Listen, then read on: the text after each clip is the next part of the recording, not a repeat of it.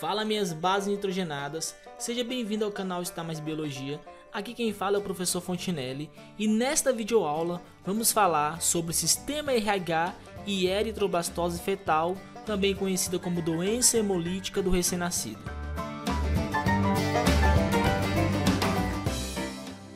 Você já ouviu falar de pessoas que possuem sangue positivos e sangue negativos? Pois bem, esse tipo de tipagem sanguínea é conhecido como sistema RH. O sistema RH ele foi descoberto por volta dos anos de 1940 por um doutor chamado de Carl Landstein, juntamente com seus colaboradores. Esse doutor foi o mesmo que descobriu o sistema ABO, aquele tipo de sistema que classifica o sangue em A, B, AB e O. A forma que eles descobriram esse tipo de tipagem sanguínea, esse tipo de sangue, que é o mais interessante.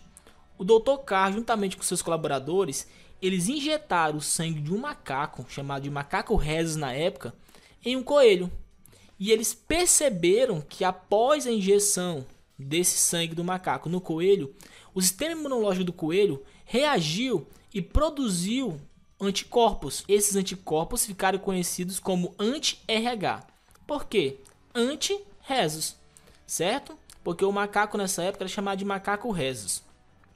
E aí, após a retirada do sangue desse coelho, eles tiraram o anticorpo, no caso o anti-RH, e testaram em sangue humano. Como eles fizeram isso? Pegaram, por exemplo, aqui uma gotinha de sangue, colocaram em uma lâmina e aí colocaram o anticorpo. Eles perceberam que cerca de 80% da população reagia a esse anticorpo e cerca de 15% não reagia a esse anticorpo. Essas pessoas que reagiam a esse anticorpo retirado do coelho, eles chamaram de RH positivo. E as pessoas que não reagiam, chamaram de RH negativo. Então a maior parte da população possui o RH positivo, cerca de 80% a 85%. E cerca de 15% possui RH negativo. Mas o que isso vem a ser? Gente, o anticorpo ele reage ao antígeno. Na membrana plasmática das hemácias, que é a célula sanguínea, das pessoas que possuem sangue positivo, existe uma proteína chamada fator RH. Imagine que isso aqui seja a membrana plasmática, seja uma célula, uma hemácia, uma célula sanguínea, e essas bolinhas fossem a proteína, o antígeno. E esse anticorpo, o anti-RH, ele reage a esse antígeno aqui. Então, por isso que as pessoas que têm o sangue positivo, elas possuem essa proteína na membrana da hemácia. Já as pessoas que são sangue negativo não possuem a proteína na membrana da hemácia. Não possuem o que eles chamaram de fator RH, que é o antígeno que possui na membrana da hemácia de algumas pessoas. Então as pessoas de sangue negativo ela não produz. Logo, o anticorpo ele não vai reagir às pessoas de sangue negativo, porque o anticorpo ele combate o antígeno. E qual é o antígeno? O fator RH, que é a proteína que possui nas membranas das hemácias dessas pessoas de sangue positivo. O que vem a ser aglutinar, gente? Aglutinar é o mesmo que aglomerar, juntar.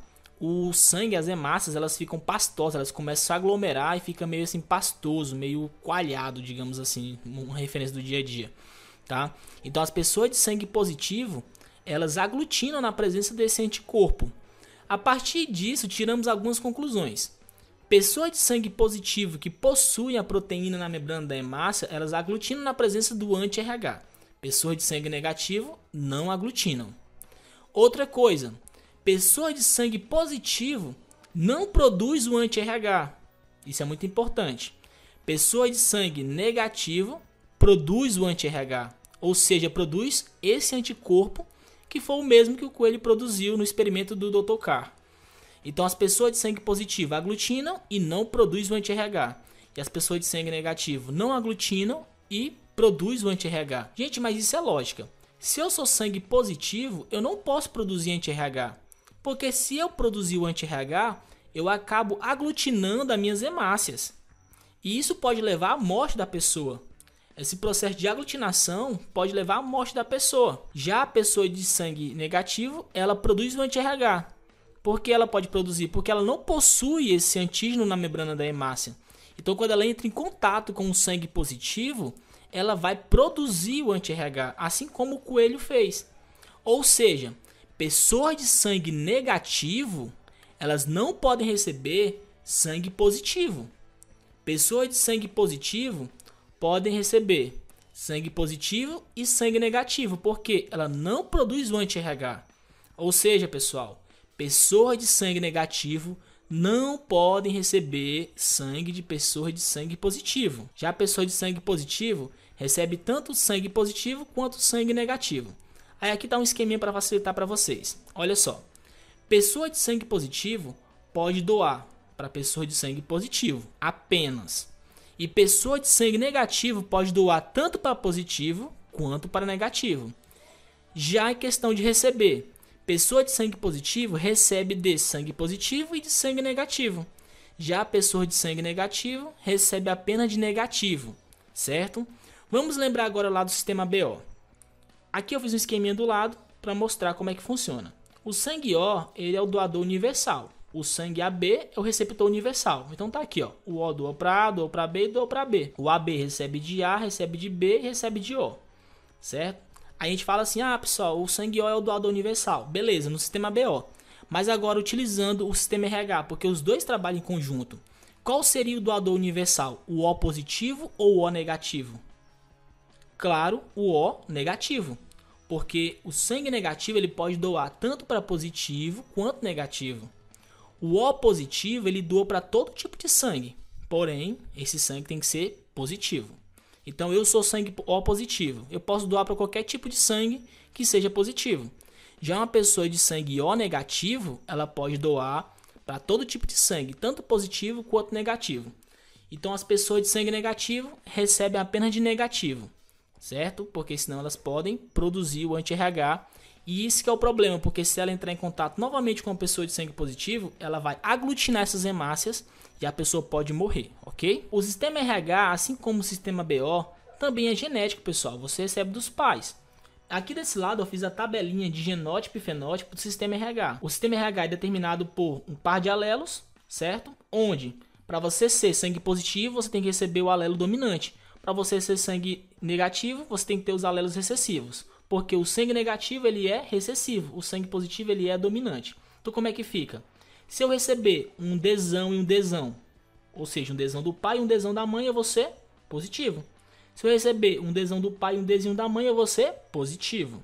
Mas se eu receber os dois Dzinhos, eu vou ser negativo, ok? Ou seja, pessoas de sangue positivo podem ter filho de sangue negativo? Sim, se os pais forem heterozigoto. Ou um pai positivo e uma mãe negativa também pode ter filhos negativos se o pai for heterozigoto. Mas pessoa de sangue negativo não pode ter filho de sangue positivo. Porque o sangue positivo ele é alelos dominante e o sangue negativo é alelos recessivos. Então se eu tenho um pai Dzinho, Dzinho, uma mãe Dzinho, Dzinho, todos os filhos são Dzinho, Dzinho. Mas o contrário é válido. Se eu tenho pessoas de sangue positivo, o pai positivo e a mãe positivo, eu posso ter filho negativo, se os pais forem heterozigoto. Só lembrar da primeira lei de Mendel. Azão, azinho, cruzando com azão, azinho. Qual é a proporção? 1 azão, azão, 2 azão, azinho e 1 azinho, azinho. Ou seja, 1 recessivo. No caso, aqui seria o sangue negativo. Ok, gente? Agora vamos falar sobre a eritroblastose fetal, que é uma doença muito perigosa que acometem algumas pessoas devido à falta de conhecimento e à falta do pré-natal. Essa doença também é chamada de doença hemolítica do recém-nascido ou DHRN. É uma doença que só vai acontecer nos seguintes casos: quando a mãe for sangue negativo, o pai for sangue positivo e a criança nascer sangue positivo. Ok, gente? Aqui eu fiz um esquema para facilitar. Imagine que essa imagem aqui em laranja, essa bola aqui em laranja seja a mãe, tá bom? Essa bola aqui menor seja o útero. Esse círculo aqui, né, em menor seja o útero. Esse em verdinho seja a criança e essa parte em vermelho seja a placenta. Então aqui, ó, é o útero, aqui é a placenta, o cordão umbilical, a criança, aqui é a mãe. Suponhamos que a mãe tem o sangue negativo e a criança tem o sangue positivo. Vai acontecer o seguinte processo: a criança ela não troca sangue com a mãe, mas acontece o seguinte processo na hora do parto. Geralmente, na hora do parto, a mãe ela acaba recebendo o sangue do bebê. No caso, algumas hemácias acabam passando do cordão umbilical da placenta para a mãe após o parto. Imagine que a criança saiu aqui, ó. Aí após o parto, essas hemácias do bebê acabam sendo levadas para a corrente sanguínea da mãe. E essa criança tem sangue positivo e a mãe tem sangue negativo. O que vai acontecer? Essa mãe vai começar a produzir anticorpos, aqui representado por esse Y aqui em azul. Esses anticorpos são o que? O anti-RH, ou seja, o fator positivo dessas hemácias. Então essas hemácias fetais acabam passando aqui para a mãe, ela produz o anticorpo. Beleza, a primeira criança já saiu, ela já foi. Mas o problema da eritroblastose fetal está relacionado ao segundo filho. Porque o primeiro filho ele sai tranquilamente, tá? Sem sérios problemas, porque o sangue, a maior parte é trocado na hora do parto. Aí agora é o seguinte, essa mãe ela tem aqui, ó, células de memórias e ela pode produzir esses anticorpos. Se ela ficar grávida pela segunda vez com uma criança de sangue positivo, aí sim ela vai ter os anticorpos criados no corpo dela já, ela vai poder fazer esses anticorpos e esses anticorpos podem atacar o feto. Eles podem passar pela placenta, cordão umbilical, chegar na criança e atacar as hemácias da criança. A eritroblastose fetal em casos mais graves pode causar até a morte do feto. Em casos mais leves vai destruir as hemácias, a criança pode nascer com anemia bem forte, porque vai estar com as hemácias reduzidas, e um problema chamado de icterícia, a criança nasce amarelada. Mas assim, em casos mais graves, a mãe pode atacar as hemácias do feto e ele pode até morrer. Então é bem sério isso, pessoal, e tem que tomar cuidado, tem que fazer o pré-natal certinho para poder descobrir isso a tempo. Novamente, para ter eritroblastose fetal, a mãe tem que ser sangue negativo, o bebê sangue positivo e o pai sangue positivo.